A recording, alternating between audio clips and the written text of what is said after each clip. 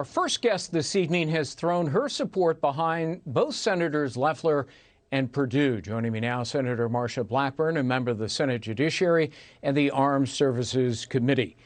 If Perdue and Loeffler lose, are Americans going to be looking at new and/or higher individual taxes, higher corporate taxes, a carbon tax, a reinstatement of the Obamacare tax mandate, all of which will achieve what Joe Biden has planned, a $4 trillion tax hike? You're exactly right. And he said that he would repeal the Trump tax cuts. He would raise the business taxes. He would begin implementing the Green New Deal. And then they're going to put everybody into government-run health care. That means no private sector health care, no health insurance from your employer. And it means that 57 million Americans that are on Medicare, everybody will be going into Medicaid. They're also going to expand the Supreme Court and give statehood to D.C., a city.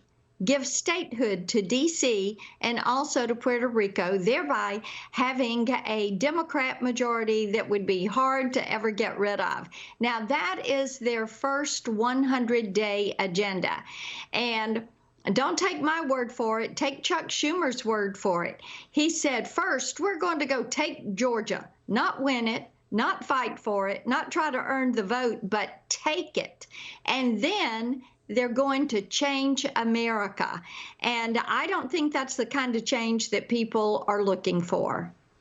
Speaking of change, President Trump has demanded that Congress change the measly $600 stimulus check to $2,000 in the bill that he signed. And apparently Congress is now going to vote on doing precisely that.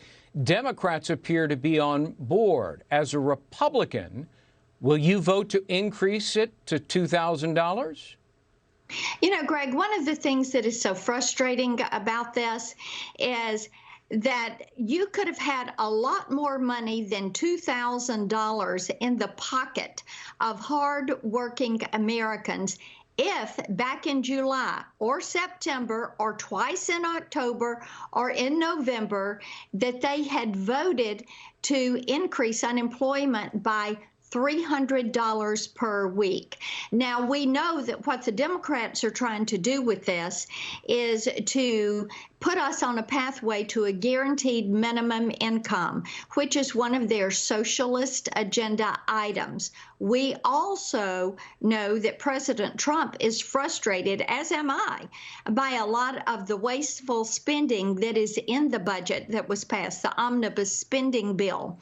And I think it is just so insulting to American citizens that Nancy Pelosi even admitted, I mean, she came out and admitted that she had delayed getting this money to individuals through the PPP, through unemployment insurance, because it benefited them politically to wait and do it until after the election. I think that is absolutely atrocious. I agree. But let me put it to you this way. I wrote down what was in the original bill.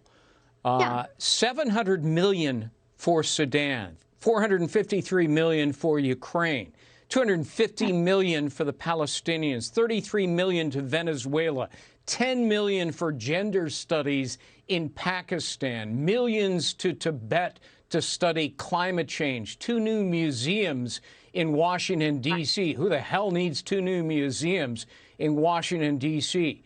And museums are locked down right now. I mean, isn't this a bad look for Republicans if they don't vote to give Americans an increase of $600, a paltry amount, to $2,000 when so many Americans are now desperate? They are desperate because the aid has been delayed. And Aid should be targeted. It should be temporary.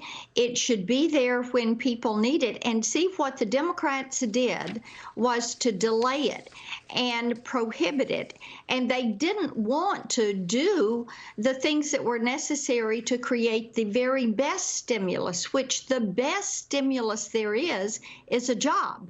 But they don't want to open the economy. They don't want to get children back to school. They would prefer to keep people locked in their houses and out of work until after they have individuals, a certain number percentage, that have received the vaccination.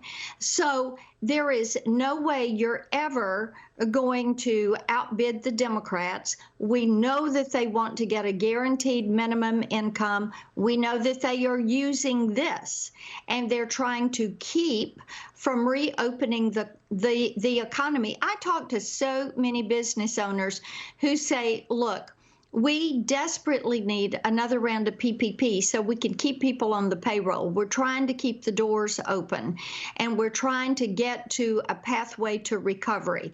And they're very earnest in those efforts. I talk to a lot of restaurant owners who are desperate to be able to get past just 50% capacity. And they're finding ways to weather this. And goodness knows, some of our restaurant owners in Nashville, they were impacted by the tornado and then COVID, and now by the bomb blast, which has been so tragic for our city. But, you know, the best thing that we can do is to make certain that people can bridge themselves from now to recovery. What is so despicable is that Nancy Pelosi and some of the Democratic leadership has admitted that they slow-walked this aid in order to get what they wanted. All right, Senator Marsha Blackburn, thanks for being with us. Good to see you, as always. Good to be with you. Thank you.